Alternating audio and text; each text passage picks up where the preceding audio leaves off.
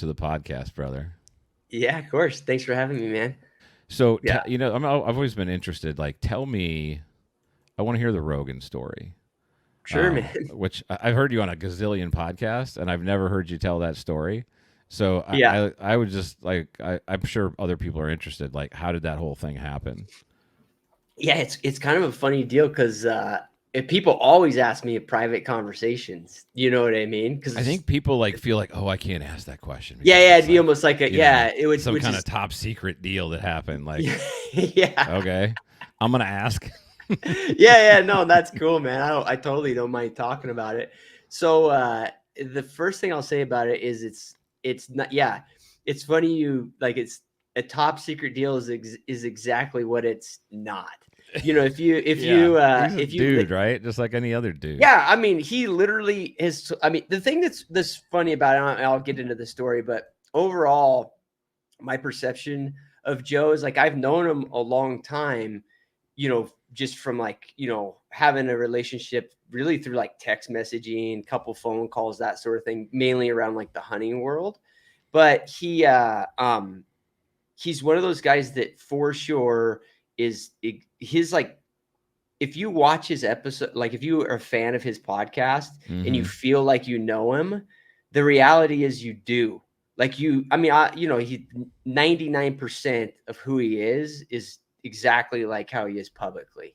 And so it's really interesting in that way because it just even to answer your question about how I got on there and all of that, like how he asked me to go on was just like, is it just exactly how you asked me to go on? Like, he just messaged me one day, through, we had a relationship that I never would have thought would have justified me being on the podcast. Like, it didn't really cross my mind, to be honest with you, because it was very much, I think I'd communicated with him for 7 or 8 years, all hunting related stuff. He'd have questions about certain type of hunts or gear or contacts in the hunting world, that sort of thing. And this started like when he was pretty new to hunting, and then he's progressed a lot over that period of time. But Yeah, anyways, that was all. he probably got you, or you probably got him at a time similar to like where I'm at now, like a couple years in, but still like recognizing how much Yeah, you don't know, right? Like you know enough now that you can get out there, but also recognizing like the more you know, the more you realize you don't know, if that makes any sense. yeah. I think that's probably spot on, man. And he was just at that like soaking it all in type of period in like in his hunting, Yeah. kind of foray or whatever. And And so you ended up, you're his Huckleberry. yeah, or one of them. I think he. I mean, the thing about it is, he's Joe Rogan, so he has access to everybody, right? Yeah, Like that's right. he can hit up whoever whoever's whatever he's interested in, he's going to get a response from individuals in that field. I'm honored that I was one of them, that he reached out to me. But a lot of other folks I know, he had Aaron Snyder on. He's had other guys in the industry that I know that he's had a pretty long-term Yeah. relationship from a hunting perspective with. But Well, yeah, that was the first place that I saw you. Like okay, this was before I start. Like I saw you there, and then I started, watching all your YouTube stuff because at the time that I saw that, I was literally just getting into hunting, like oh, okay, at all. I'm a complete, like my brother's bow hunted his whole life. Um, but I spent 30 years on a football field as a player and then as a coach, and sure, so last year was the first fall I wasn't going to be on the field, and I was like, what am I going to do, next fall? And then I got yeah, tied into Bert Soren, who owns Sornex, who lives nearby, and he's kind of been a hunting mentor for me. He's been my Cliff Gray. He's the guy that I bug the crap out of when I got oh, questions. cool, um, so, but that's where I saw you the first time. Then I followed your YouTube channel, and then, here we are. I'm the same guy bugging the crap out of you, asking you questions that he was that's asking. all. That's all good, man. The Yeah, thing so is, keep going with that. yeah. So, oh yeah, the Rogan story. So basically, Hit you know, you in up. this, yeah, back and forth, always about hunting related stuff. You know, that was pretty much what our relationship was about. And then, you know, just in a text conversation, he's just like, "Hey, how about you do a podcast?" And I remember just thinking like it didn't quite compute at first. And I actually remember showing the text message to my wife, and she's always thought my relationship with him was kind of hilarious, to be honest with you. Yeah. Like you know, I would never talk about it because it'd almost be like weird, right? Like, Uh-huh. you know, if somebody was like, if I was having dinner with somebody who's like a huge Rogan fan, You're not like gonna I be would, like, Joe's texting me right now. You're not gonna do yeah, that. Yeah. yeah, but my wife would be like giggling over there. You know what I mean? Like, dude, he like, you know, it'd be like he talks to him all, you know, it's like, but it's Yeah. just kind of this She knows the weird, joke. yeah, yeah. But she always still thought it was like so weird that Cliff has like this pen pal that he claims is Joe Rogan. But you know what I mean? But anyways, I showed her the text and she's like, he means go on his podcast. And I was like, whoa. And then it kind of like it struck me like, oh, he wants me to go on there. And the funniest thing about it, to get to like the authenticity of the guy, Right. is I asked him, I was like, I pretty much asked him why, and then, hey man, like, you know, I've done a lot of podcasts and interviews in the hunting space, but I've done nothing even like remotely in the spectrum of the size of your show. Is there anything you particularly want to talk about? Is there something I should prepare for?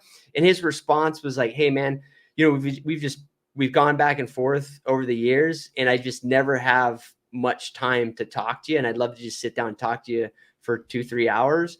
And if you could do me a favor, just don't prepare. And I'm like, all right. I'm good at You know, that. I can yeah, do yeah, that.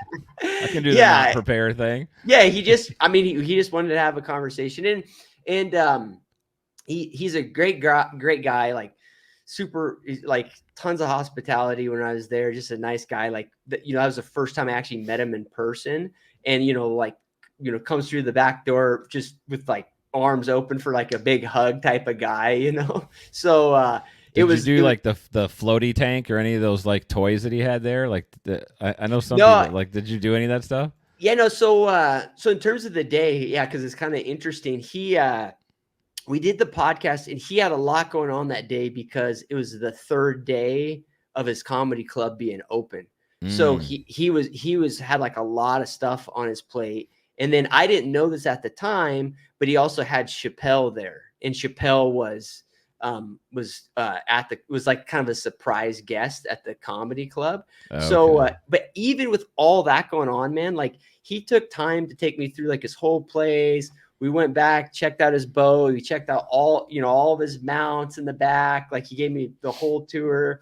And then it's crazy. Like just like a couple of guys that, you know, just buddies, you're walking around the place, and then you turn a corner and the door opens up, and he just like hand me the headset, and he's like, all right, let's do it. Sat down and boom. I mean, it's like, and I mean, it's a pretty thin crew.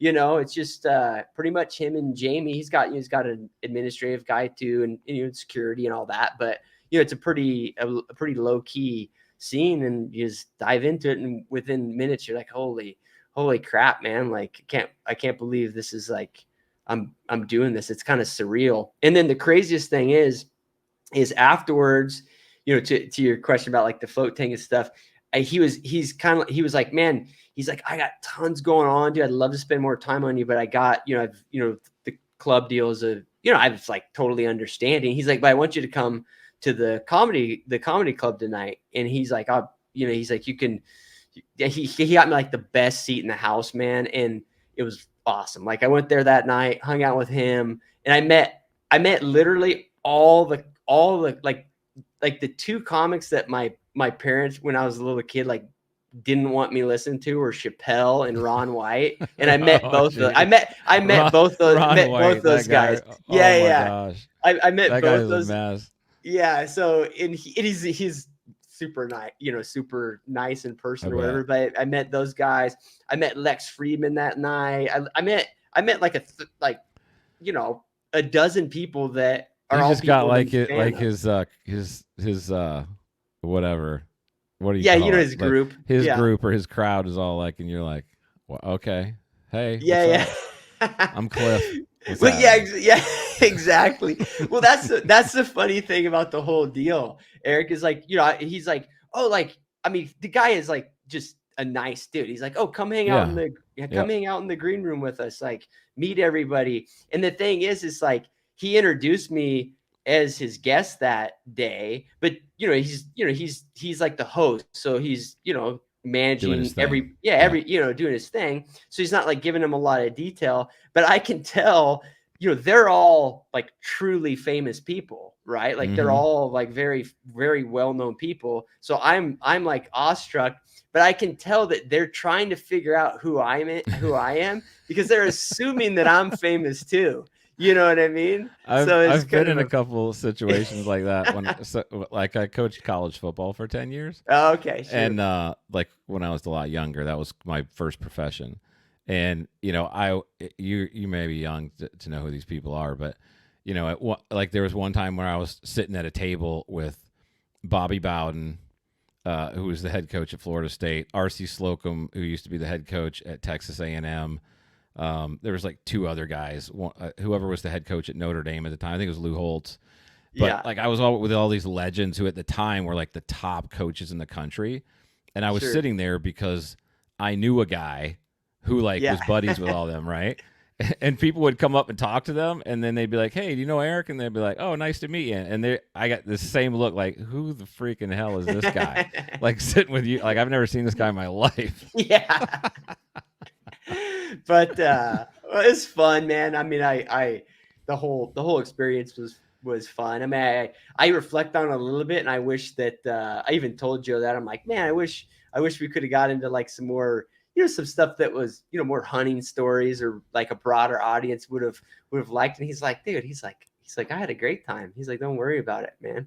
Yeah, it was Um, good. I mean, I really enjoyed that episode. It was like I said, that's where I kind of found you. Like, so what did that do for your platform?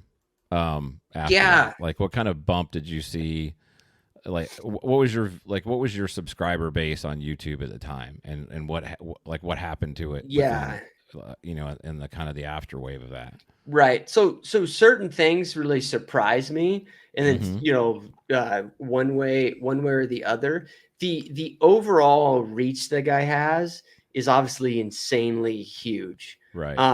Like for even for me, which I probably have a little bit of a unique experience when I went on there, because I'm from like a niche part of his interest. So I'm sure Yeah. it's less so even for me.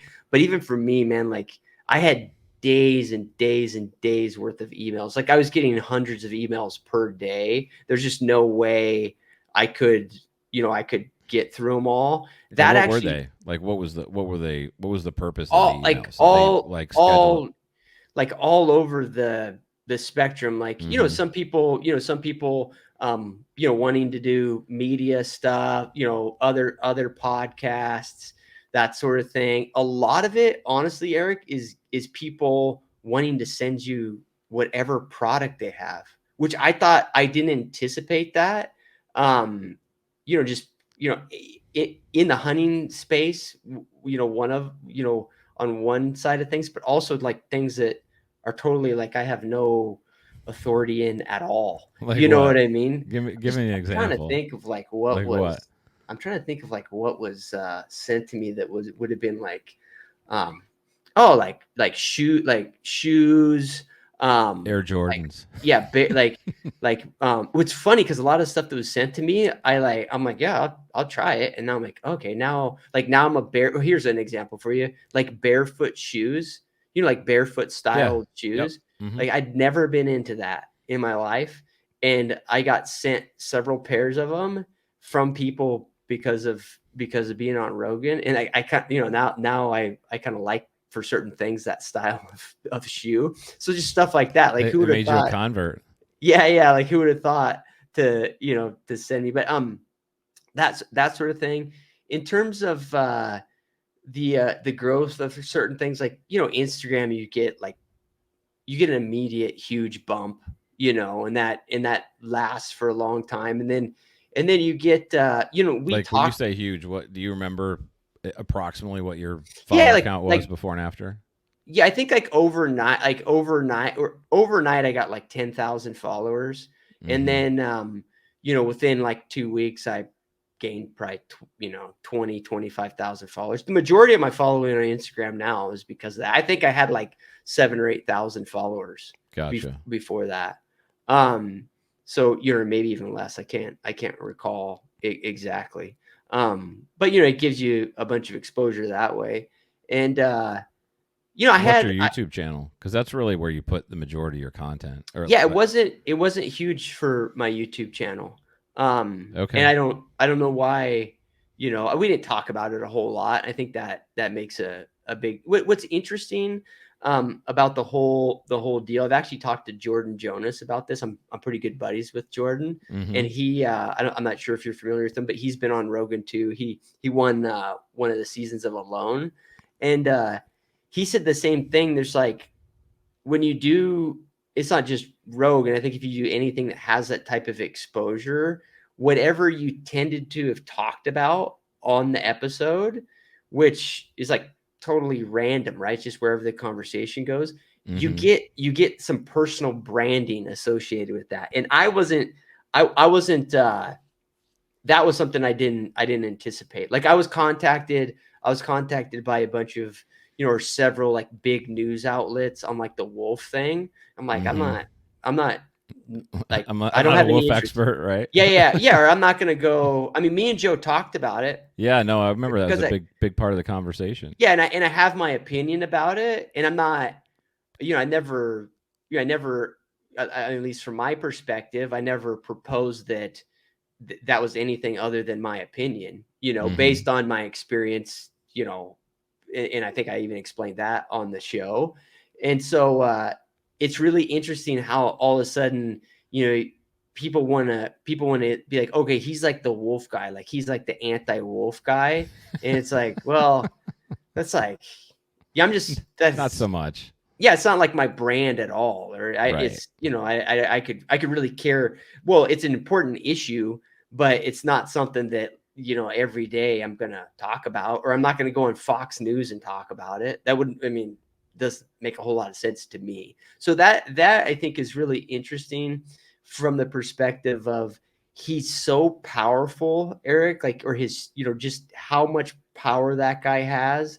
And I don't think it's like intentional or anything else, but somebody can go on there and they can, he could, depending on what they talk about, that person's whole direction in life, if they're like a public facing person, could be based on that conversation. That's I don't, such a weird concept, you know. Like I get yeah, it completely. Like it totally makes sense. yeah, It's just, but the idea that that could, you know, literally change the entire direction of a person's life because of a 2 or 3 hour conversation is oh yeah, super surreal, you know? yeah. I don't think, I don't I think for me, I don't think it had like a drastic shift like that. Well, it Other sounds like you than, were pretty centered around it. I mean, if Fox News asked you to come on and you're like, no, not so much. I mean, how many people would say no to Fox News? Like, it sounded like yeah, you were pretty centered around where you wanted to go and like what you were comfortable, you know, taking out of the yeah. I mean, experience. right, right, and yeah, maybe that kind of helped on that front. I'll tell you one observation that you might find interesting that I noticed Mm-hmm. there, and this could be total woo woo baloney, but I truly believe this. You'll notice that a lot of people that are around him, or even people that are on his show, they tend to have this, either a fairly quick trajectory, like some momentum builds up. And I'm not going to deny that some of that is for sure related to, Joe's exposure and his platform, but some of it is actually just being around him, I think, for a period of time, and kind of how he operates. Like, this is one thing that I don't think comes across from his public persona. That guy is like a machine, man, in terms of like discipline and like the next thing, and his efficiency on Mm-hmm. things is astounding. And I think it's something about like being in that place. Dude, his studio is like a temple. You go in there and like, just there's like all these like artifacts of the people who have been there before you. like all the different episodes, right? Like, the guy with the like the Alaska guy with all of the the mammoth tusks, like, his stuff's all over there. There's a super cool painting of Anthony Bourdain in there, like all these little things that are from past guests, and it's like I don't know what it is, but it's crazy motivating, and I Mm-hmm. like I think I told you this before we started chatting, Eric. Like, it was a really odd time in it was a really odd time in my life to go on there, because I had sold my business like a year and a half before, but I had ran it through a season after I sold it, and I was like, I was going through a big transition in my life. It was like, his questions about, like, well, what are you doing? What are you doing nowadays?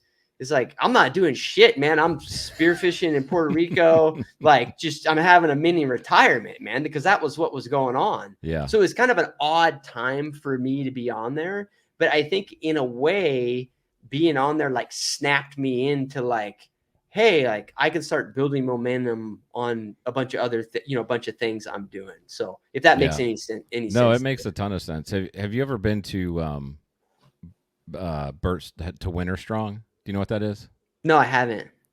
It's this thing that Bert Soren does over at Sorenex, where it's it started like 5 or 6 years ago with just a few people, and then Okay. last year it was like 200. But it's basically like um, 3 nights and 2 days of everybody, guys like you, and everybody in kind of a circle like that, where people all have this excellence about what they do, and most of them have they've got a love for the outdoors, like that's part of it. But it's one of these things where they'll have classes going on different things that you can learn about. There's usually somebody who speaks in the morning and somebody who speaks in the afternoon. The second day they have like a group competition if you want to enter it, and like you go out and shoot a 60-yard mule deer target to decide who the captains are, and then you do like a dodgeball type, pick your team. Yeah, yeah. It's just like it's like 72 hours of like 200 dudes that you are highly motivated, highly driven in what they do, and when you get around that, it's exactly like you said. You like come out of that feeling like you could just conquer the world, and Yeah, yeah. wanting to. It's the experience of being around people like that. Yeah, yeah. No, I think it's probably a perfect analogy, man. It was really, it was, yeah. It's weird because you leave, like, when I left, my time spent around that, I was expecting like a sense of relief. You know what I mean? Like a sense of, because I was stressed about it, man. Like, you can imagine, just like, You just mean when you sold your being, business? no, being on Rogan. Oh, being on I, it, I had like, you were yeah, stressed about I going had on. like 2 weeks about like stressing about it. You know what I mean? Were you really? Um, You're like stressed out about. What were you stressed well, I about? wasn't Like what stressed. I was, you? I wasn't stressed about it. I was nervous about it. Yeah, just I wanting to think, do well and not well, and want. I think more is just like the volume of exposure it was going to Mm-hmm. be. Um, and so I think, I was nervous. I was nervous about it. It's actually a I get that. funny, a That makes funny, sense. yeah, yeah. You're going to be nervous about something with so much exposure. But the funny thing about it is, one thing I do, and then I'll get back to the thought I was on, is one thing I do quite often, like in a situation where, it's like an anxiety inducing situation or like a stressful situation that somebody might be nervous about, Mm-hmm. is because of my diving over the years. I'll do breathing. I'll do like breathing. Yeah, that's smart. Like basically like the same exact like breathe up I use for spearfishing. I'll use that to lower my heart rate. And this may sound like totally crazy to you, Eric, or listeners, but it for sure works like 100%. Uh-huh. And it was funny because I was doing that breathe, like, well, where, um, like, he has security and stuff. Like, it's not where his place is. Obviously, he doesn't want people to like come there to Sure. his studio or whatever. So security they meet you somewhere, right? Well, Mm-hmm. anyways, I was waiting for security to meet me, and I was like Doing your breathing in your doing this car or breathe in your up in truck. the car. Yeah, yeah. And this security guy's like super cool, like super nice, but he's like, "What? What are you doing, dude?" Were your eyes closed and stuff? Were you like Yeah, in kind yeah, of like yeah, the yeah, yeah. I'm just like, shh, shh. You know what I mean? I'm sure he's like, what is yeah? this? This guy, might be a problem. But when I went in there, I was not. I mean, that stuff works. You're And I, no. Listen, I totally buy into that stuff. When I was coaching, I can't remember who did this with us. It was really really early on in my coaching career, but um, Lou Holtz. I had a guy that I knew that was on his staff, and he was one of the first. He was the first guy I ever heard that did this. But he would bring somebody in the night before the game with the entire team, and they would do visualization. Right? They would yeah, turn okay, the lights off. They would kind of walk them through certain scenarios that they thought they were going to go through the next day. They would visualize. They would do breathing exercise. This was back in like the early '90s, right? When if you heard about that, people would think you're kind of a cuckoo. But yeah, yeah, Holtz won a national championship with it. So, and I actually took that and implemented it like with my position groups when I was a position coach, and then when I became a coordinator, I did it with the offense, and like I'm totally buy into that. It works. I oh completely agree yeah, with you. yeah, yeah, for Yeah, sure. just mind control, like controlling your mind through your breathing, and then if you get your mind under control, then everything else follows, man. Yeah, yeah, yeah, for Yeah. sure. And So that one kind of piggybacked. Sorry, I didn't mean to cut you off. Keep no, no, going. you're good, man. I can't remember. I went off on that tangent there. I can't remember what we were. Oh, Well, what we were talking about yeah. is I was expecting the sense of relief because like the thing that was making me nervous was going to be over. But when Uh I huh. left, when I left Austin, I was actually like, oh, I got to start working on some stuff. You know Mm-hmm. what I mean? Like I was literally like okay, like these are the things I got to start banging out and get done. So it was kind Yeah. of that was something I didn't expect. But I'm That sorry, was man. actually where no, that's where I was actually going to go with the question was because so you had sold your guide business, which I think would you have that for 7 or 8 years, something like that? Yeah, I had it, I think for 9 or something like Okay. that. And that was in Colorado, right? Yeah. So you sold that. What was the the impetus behind selling that? Because I know you've been guiding forever. Yeah. Like what was the why behind selling that business? Yeah. So the the thing about the business was I had early in my 20s, I had another business with my brother, a financial business, and I had sold my part of that really just because I didn't want to live in an urban environment anymore. I mean, I grew up as a rural kid, I was always, the hunting deal was always like in the back of my mind. But, Mm-hmm. anyways, I didn't really have the intention at that point of being an outfitter for a decade, it's kind of a well, not a long story. Basically, I went back to Eagle with my girlfriend at the time. Now she's my wife. And for like, I was another like mini retirement deal. I was going to go skiing in the Vail area. I had roots there. I was born in that area. My dad outfitted in that area. My dad was a cattle rancher in that area. So he came back to that area and same deal, like just mini retirement. We were skiing a bunch. And then one day we drove up to an area where I knew where even as a kid, I knew there were these big outfitting permits. And we just drove up there kind of on a whim. And I ran into an older guy, and he was walking a mule down the switchback. Mm-hmm. And it was this, and the mule was lame. And it was an early winter that year. It was like October 15th, but they already had like down there at like 7,500 feet where the lodge and all that stuff was.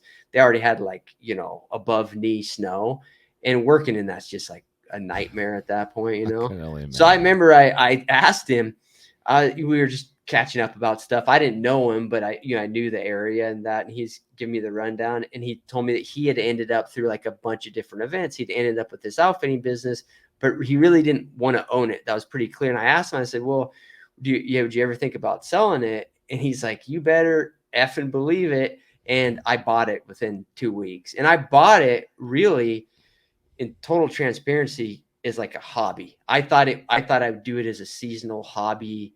Maybe it was run down for a bunch of different reasons. And I would say run down is basically just the business was shrunk to nothing. They were doing like a couple hunts a year or something. Um, Best kind of business to buy, man. yeah, That's like just when you talk to people who buy businesses, that's the kind of business they're looking for.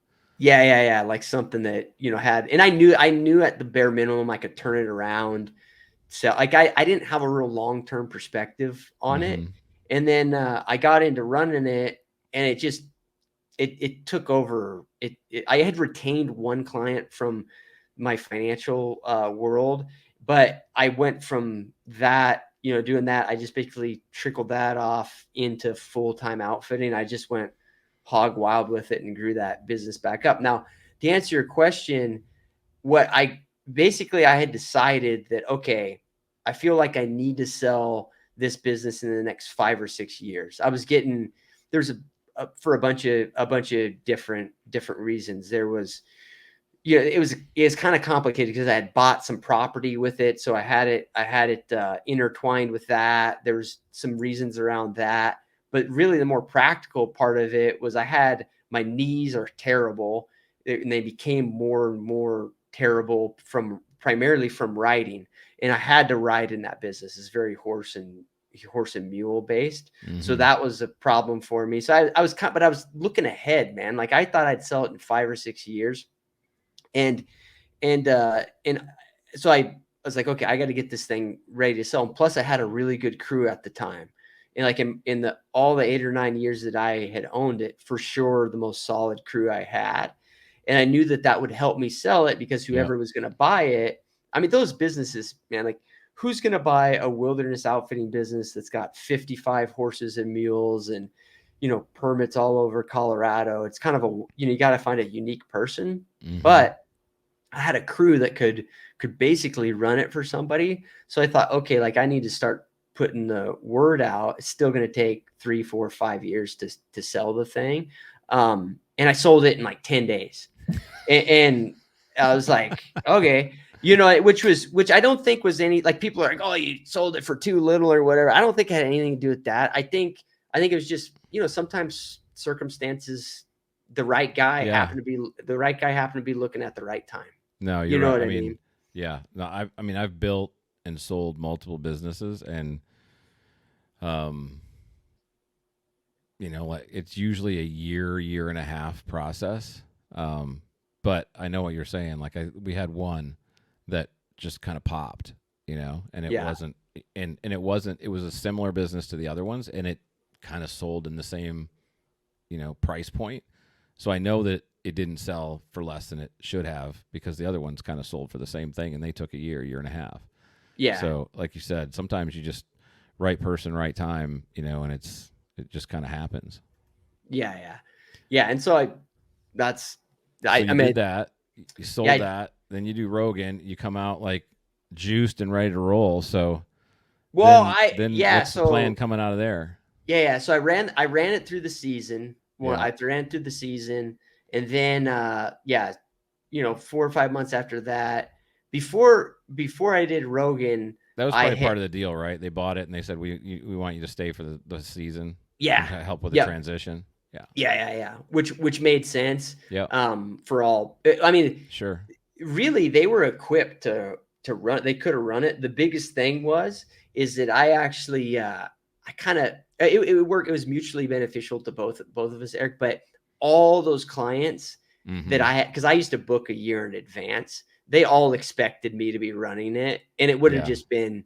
It was just a cleaner deal for them all to have yep, the expectation I was going to be there. So it's just a that simpler makes sense. process. Mm-hmm. And I think helped with the transition of things, particularly with the crew too, right? Like the crew didn't know the new owner, and I think that was another thing, like trying to keep it, keep guys together, Yeah.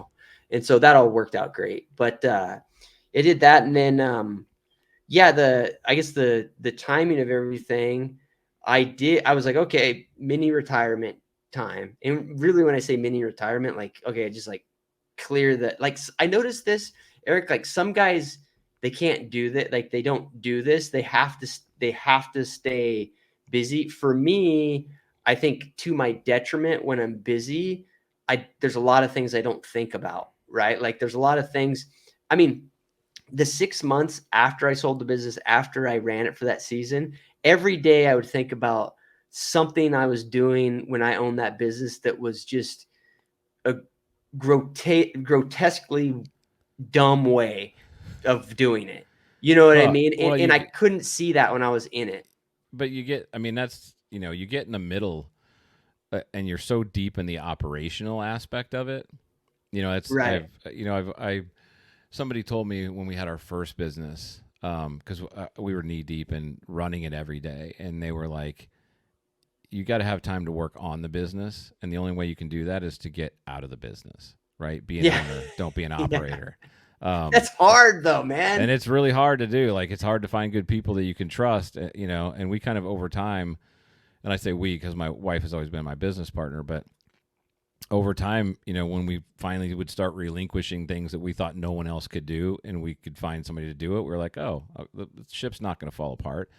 But to what you said, almost every one of our best ideas came on like a 10-day vacation. Like when we would literally Yeah.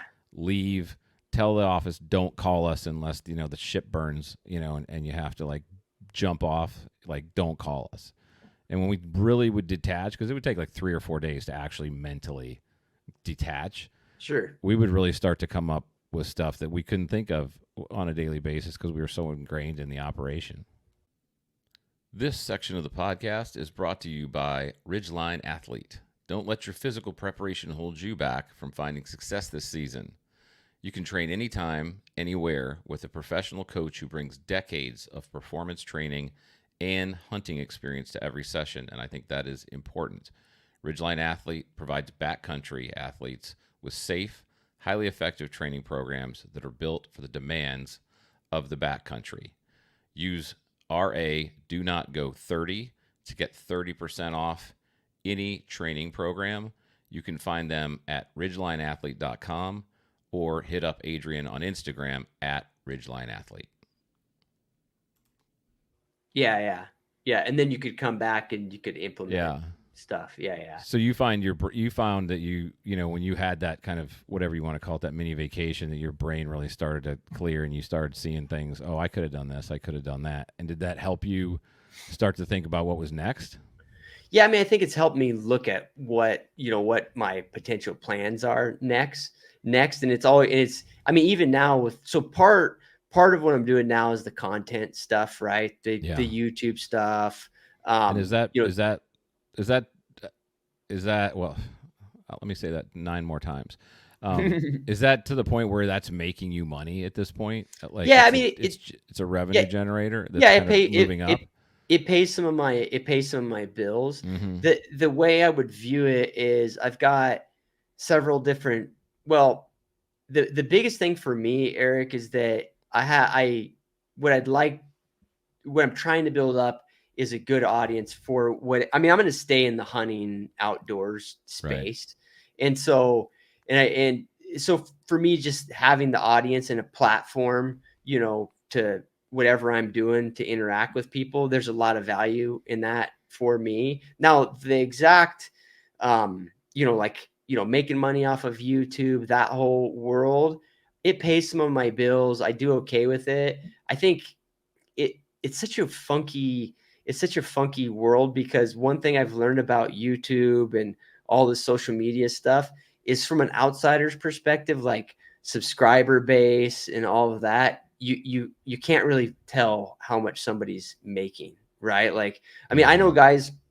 I know guys that have 3 million subscribers on YouTube that struggle, right? Just based on their niche, their audience, whatever. You'd think they're making a ton of money and that's all they need to do. And then I know people that have, a couple 100,000 subscribers that make a phenomenal living. So And it's why really, is that? Like, in terms of how YouTube works, why yeah. does how does it work in that way that someone who has less can make a lot more than someone who has a lot? So obviously it's not Yeah. tied to subscribers. What is it tied to? Well, so I think one, it's, part of it's like the demographics that watch your channel, and how the big one for me, to be totally transparent with you, is watch time. Like, I don't have big view counts on my videos, but Mm-hmm. my watch time is crazy high.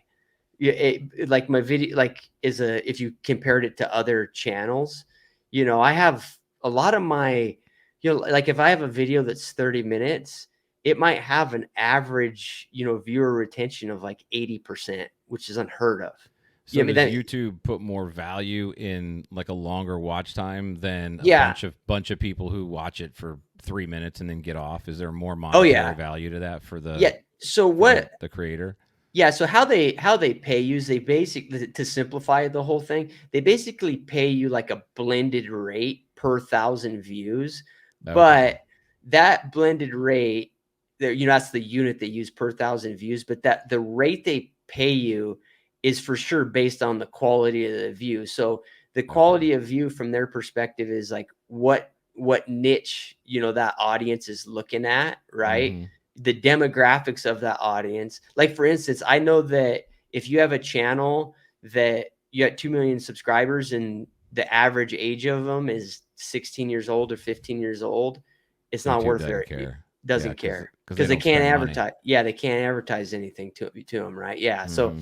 you know, um, and so you have like a blended rate based on all of that, but a big component of that is like is how, what the duration of the views are, Okay. like right now there's a ton of short, the short form content is like blowing up all over the place, but you have to have, like, in order to actually make a living in that world, you have to have short form content. Like your average video has to get 1 million plus views in order to make any sort of like, For I a mean, if you short. go if you Yeah. go look at if you go look at my short form content and you see a video that, it's got 5 million views or something like that, I probably made $100 off that video, $200. No way. You're Yeah, it's kidding like, me. yeah, it's nothing.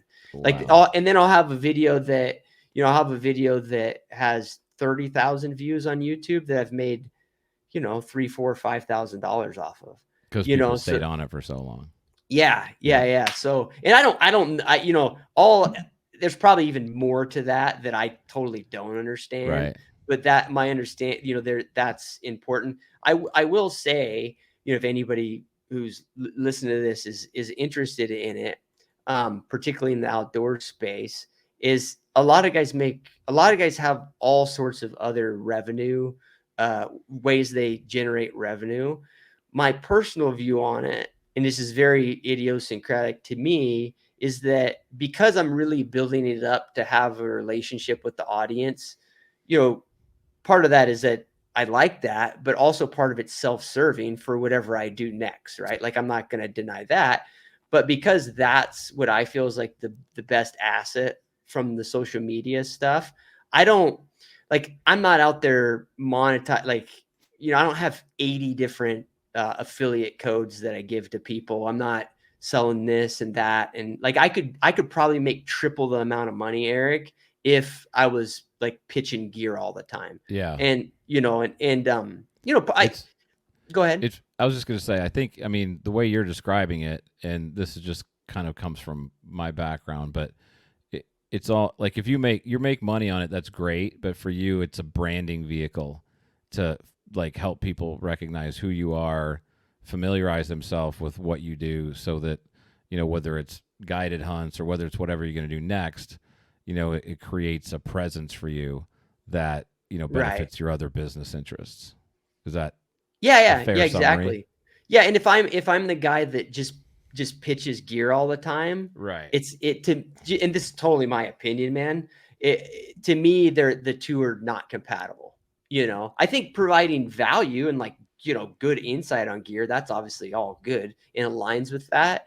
But just the whole thing being about that, for me, it doesn't. It's not the end goal. But from the business perspective, um, yeah, to your original question, I could make a whole lot more money if I did that.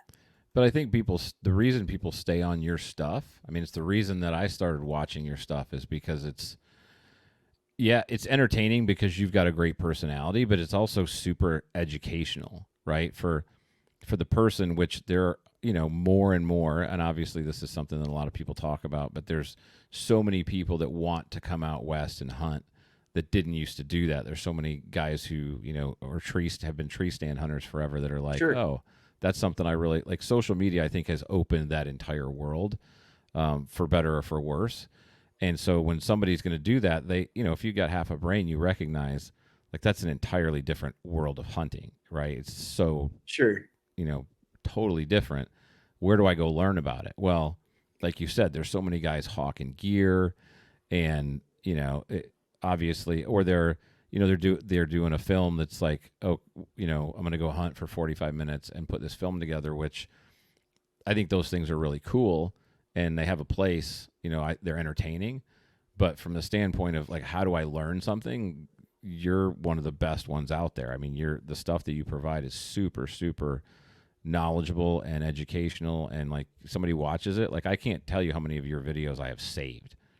Right, That's just like, awesome, man. it's like, oh, hey, I go, okay, now I'm starting to think about this thing because this is the first fall I'm going to go out there, and I'll go back and, okay, what did he say about, because like wind, right, for a whitetail guy is like, I'm in a tree and I'm worried about wind, but it's completely different than when you're Yeah, the dealing mountains, with sure. thermals in the mountains and swirling wind and it's going to swirl in different places. So there's just so much to learn, from a perspective of somebody like me and all these Eastern guys who are wanting to learn. And I think that's a huge resource. That's why they're there.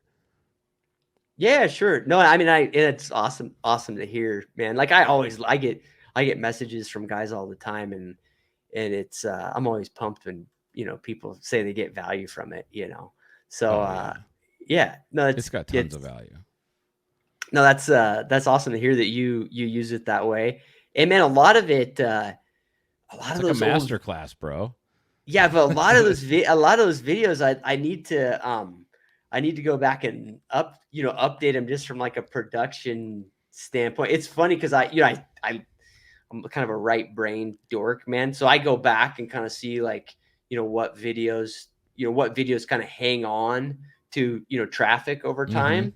And a Yeah. lot of the video, like the thermal videos and those sort of things, they just trickle along and power through. But when I go back and watch them, I can't hardly watch them because I feel like that, just like speech stuff, saying like constantly or constantly or that sort of thing. That's just the evolution of Yeah, doing what you sure. do, right? Becoming good at it.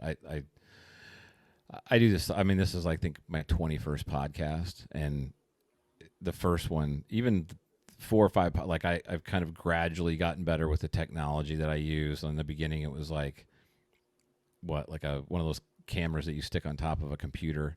Before I Sure. actually went to a real camera, that like the Yeah. production quality is better, but I'm still trying to figure out the lighting. Oh, this could look a little bit better or whatever. So I think that's just kind of the evolution of what you do, no matter what you're doing. Oh yeah, yeah, yeah. You just kind of Yeah. slowly optimize it. No, Yeah. I People are I'm the same way.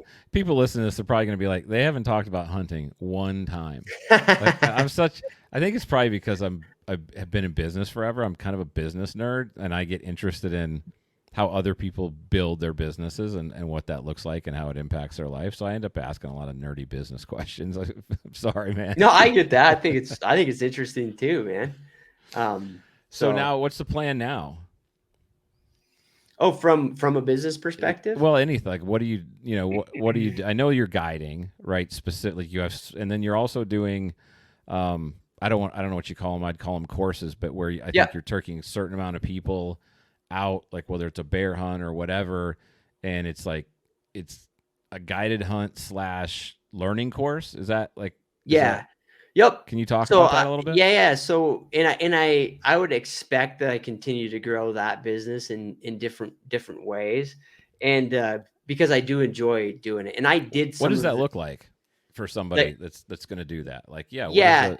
So like the ones, so I have I think there's 15 or 16 hunts here from mid-April through mid-May, and they're 5-day bear hunts. But there's I basically go into it with a syllabus that is not necessarily only bear oriented, right? So I'm doing the hunts a specific way in a specific topography in a specific area that really makes it so I can cover the subjects in a generic way for all the big Western species, right? So elk, mule deer, spot and stock bears. I can go over like the same skill set. And the reason I explain it that way is that, if I took people on a baited bear hunt or, Right. or bear hunts that were in, super thick terrain or something like that, it would all we could really learn about would be very specific to that hunt. So Yeah. You want some what I'm carryover. yeah, what I'm trying to do is choose hunts where one, they're somewhat economical because the hunting world now is just tough. Like I'd love to do more of these on the elk front, but it's hard from just the cost of the opportunity perspective. But these bear hunts, what I can do is we're going into the so these are fly-in hunts, so they're like pretty adventurous too. But we're flying into the Selway. It's a 5-day deal. We're gonna bear hunt at a minimum. Actually, be hunting, 3 to 4 hours every afternoon. But the rest of the day, there's a syllabus that we cover. So we'll cover, And how many rifles. people? Like, I'm sorry to cut you, but is this like Yeah. multiple people, or is this like a person? So I do. So the majority of it is 4-on-2. So myself and an assistant guide and four Okay. hunters. And Mm-hmm. then I've got a couple weeks where I do or excuse me, 1-on-ones. So Gotcha. myself and the assistant and two clients. Okay. And I and I'm working on expanding that to some other species. I think me and you actually talked about it. I've tried very hard to do it on elk, and the problem with it is just the cost. They're going to be, by the time when I add on the seminar component of it and the cost and kind of staff associated with that, they're going to be north of $10,000 hunts. So I think So what increases the cost about the doing elk versus doing bear? so it's really the opportunity cost of the species, right? So I can go to, like, on the bear front, there's a Mm-hmm. lot of outfitting areas Yeah. where the bear capacity is not really utilized. You know what I Okay. mean? Yeah. Not all of them, but a lot of guys are not. A lot of guys are hunting like one drainage of their outfitting area, and they're doing. They got one guide they keep full time, and he's guiding, a bear a week or whatever. It's like pretty minimal part of their business. But anytime you go on the elk front, particularly September stuff, so you've got all your outfitters who have like federal permitting, and they've got their areas. I, for me to go in there and do a course, I have to basically, you know, provide the revenue that they're gonna, their opportunity cost that they miss out on. Cause like every outfitter in the West right now that's got wilderness permits, Forest Service permits, with probably very little exception, is booked completely. You know what I mean? So if I go in and bring in this concept, I can't, I have to pay basically full freight, retail freight, plus add on like the seminar part of it. Same thing. Mm-hmm. The same thing Okay. goes, like a lot of people will say, okay, well, or a lot of people's suggestion to me would be like, okay, we'll go do cow elk hunts. Well, the problem with a cow elk hunt is there's certain places I could do it where it might work, and I'm exploring that opportunity. But the problem with a lot of cow elk hunts is they fall into the category of very hunt specific information, right? Like if I take you Right. out and we go rifle cow elk hunting January 10th, and we're hunting cows in 3 feet of snow, 2.5 feet of snow, you're not going to learn that much. You know what Yeah. I There's mean? not the same amount of crossover between Yeah, species. there's not the crossover, and honestly, it's hard to do. It's kind of most places, and I have a fairly depth of network in that space. Like most places that are doing cow elk hunts, they want guys to show up and kill them in 48 hours and leave.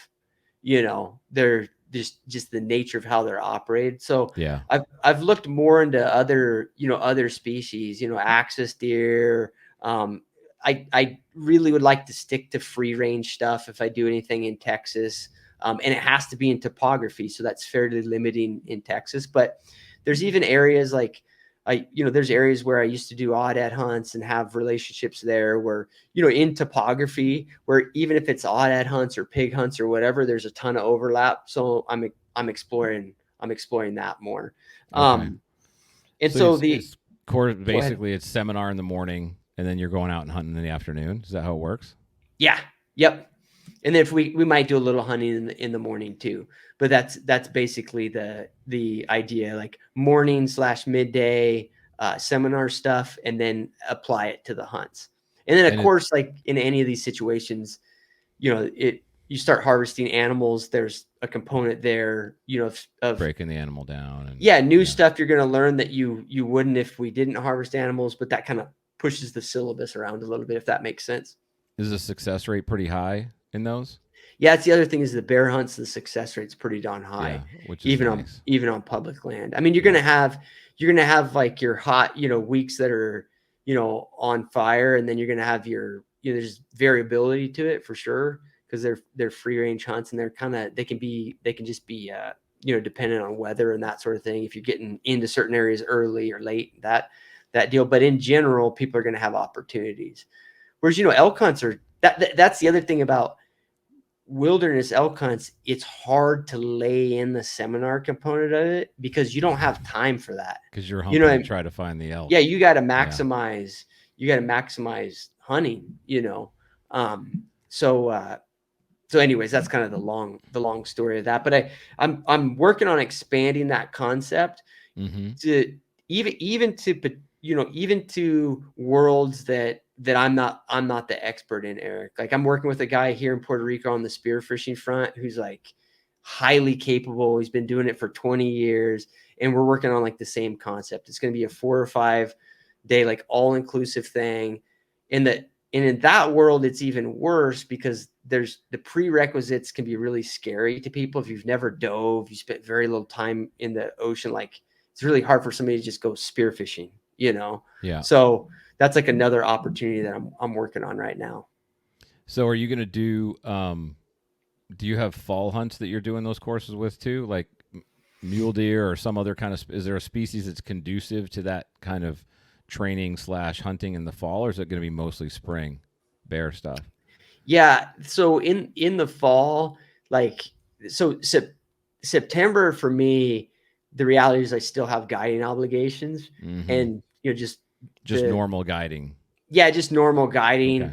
I've got some places that I've committed to, and the thing is, and they're good gigs, Mm-hmm. right? So it's hard for me from an opportunity cost side of things Makes to do sense. much in September right now. I would think that in the future, that as I shift this business idea into, as I grow it, I'll for sure do stuff in September because there's so many different things to hunt. It's just that same dynamic is like the whole hunting industry. That's when they in the Western hunting industry, 80% of when I say industry, I mean like the operators of guided hunts, the ranches, all that stuff. Yeah, They're making 80% of their revenue in September. I believe it. So the extent that I can do this, do odd ad stuff in January in Texas or whatever, that's probably more of the stuff I'll grow. Yeah, that makes sense. This section of the podcast is brought to you by Osseo Gear. With its one of a kind raptor camo pattern, Osseo blends seamlessly into the whitetail woods. Its features and technology are designed specifically for the unique needs of bow hunters. I ran Osseo this past season, and from the 100-degree temperatures of the South Carolina swamps to the teens of the Illinois rut, Osseo has a system that covers you in every temperature. With 30 years of bow hunting experience, Osseo is backed by a lifetime guarantee. Use the code DONOTGO20 for 20% off the entire Osseo catalog. Find them at osseogear.com. I mean, I think the concept is amazing, especially for it'd be.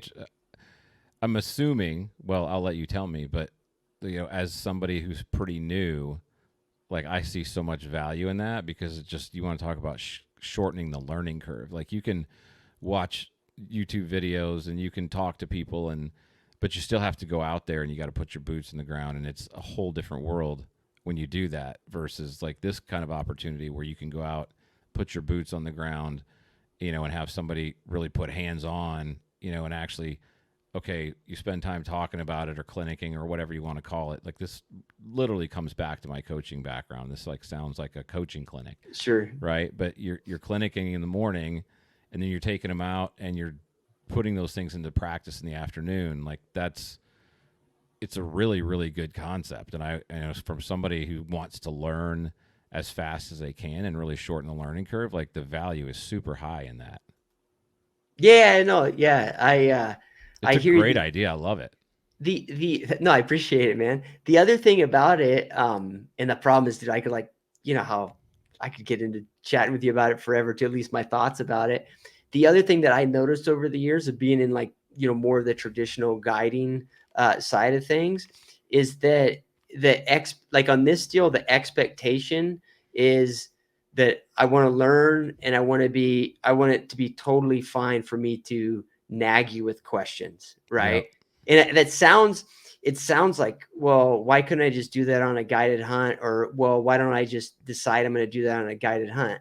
I've been there, and it's hard because if the if the guide is not like doesn't understand that that's the program and the expectation that that's not the program, it's hard. It in a lot of situations it's very hard to ask questions. It doesn't feel comfortable. It's not it's not what the program is. You know what I mean? Yeah. No, And so, yeah. does that When, make sense? no, it makes total sense. Like I put it in for guided in New Mexico, but when I was talking to different guides, that was like literally what I said to them was my primary focus in this is to learn how to hunt out west. And Yeah. yeah, I would like to harvest something, but if you make me choose one over the other, I want it to be a learning experience. And so, like, I wanted to make sure that they were cool with that. It wasn't just like, let me go get something as fast as I can, get you a good kill so I can be done. Like, Yeah. that was a huge part of my screening process because I did have people tell me that up front, like, you really need to ask that question because not Oh everyone's yeah. into that vibe. Yeah, yeah, sure. And I can tell you that it's even if they say they are, sometimes things change. You know what I I mean? do know how that Uh, happens, man. Yeah, so things can change.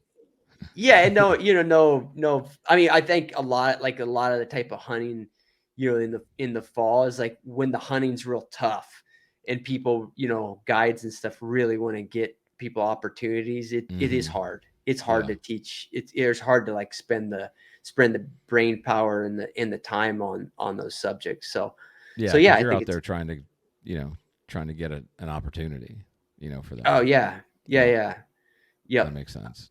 I Totally. mean, a lot of the like these elk hunts and stuff, these wilderness elk hunts for a guide, if a guide gets a guy one or two opportunities, that's that's a pretty good hunt. And Yeah, so those guides will work really hard to try to make sure people get that. totally. Yeah, I totally get that. Well, man, I could sit here and talk to you forever. Honestly, this is like you're like the dude that is like, "Hey, man, let's go whatever," and then you sit there and BS for 6 hours just doing nothing and having a good time. That's part of the reason I wanted to have you on because like you're just that kind of a guy, man. So I super appreciate you taking the time. It's a pretty good chance I'm going to be on. Are you? So you said you're going to do this with Audad in January in Yeah, I'm Texas? I'm I'm I'm working on it. I'll the details Okay. will be out there eventually. So Put me on your short list for that because okay. I actually was thinking about wanting to do that next year. Oh, So okay. that would be a really cool way to do it. I would love to do that. Cool. Yeah, Yeah, yeah, no, I'm working on that one, man. So, yeah, I'd love to have you. that'd be Well, I cool. think you have like the right mindset for Yeah, this stuff. I mean, that's part of this deal too is self-serving, man. People who eh, and like you said, there's so much controversy about this kind of thing for whatever reason in the Western hunting world in the last couple of years, just because there's more demand. But guiding people that are just like awestruck by a new thing or learning about a new thing, it's more fun. At least it's more fun for me, you know. it's because you're a teacher. Like I mean, I'm just saying. There are certain people that like to teach. Like they like to be that. I mean, you're a coach. You're really a hunting coach, honestly, with what you're Sure. doing. And there's some people that really just love the process of coaching. And if you Yeah. like to coach, you want to be with people who want to be coached. And I like just like you said, right? For me, I thought it was interesting when I first started learning about hunting a couple years ago. But the first time I put an arrow through a really nice whitetail, after I had spent months preparing, you know, training with my bow for 5 months and then getting my butt kicked in a tree for 2 months up in South Carolina and then traveling to Illinois and, kind of doing all that and then finally having it to come to fruition. Like the experience was nothing I have ever experienced in my life. And Yeah.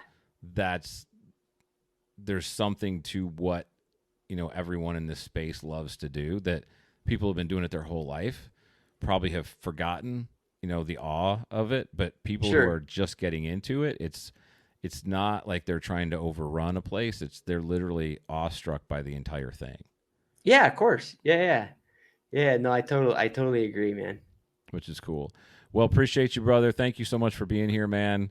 Hopefully you'll be a repeat guest. But Yeah, of in terms of course. where, can you just real quick where people can find you on Instagram as well as your YouTube channel, and I think you also on your website as well, where you're kind of getting people's emails and stuff.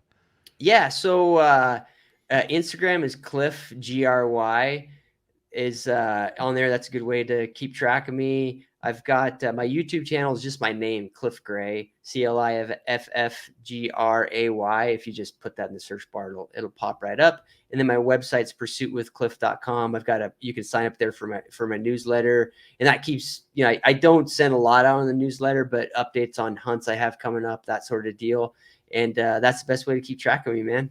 Yeah. Well, the other thing too, I would say is, you've got a Patreon, which, Yeah, and that's a really, like, I'm a member of that, and the Zoom calls and stuff, you'd like, the value that comes out of that is insane. So thanks, man. people can look you up on Patreon just under Cliff Gray, or is it Pursuit with Cliff on Patreon? I think both of them it'll pop up, but I think Okay. it's under Pursuit with Cliff. But yeah, that I'm in, like, kind of, I was reminiscing about it when you were like, yeah, you just figure it out a little bit better every time. I feel like I'm figuring that all out, and I Mm-hmm. have a good group on there. So yeah, Yeah, it's good to hear that you find it useful. it's super useful.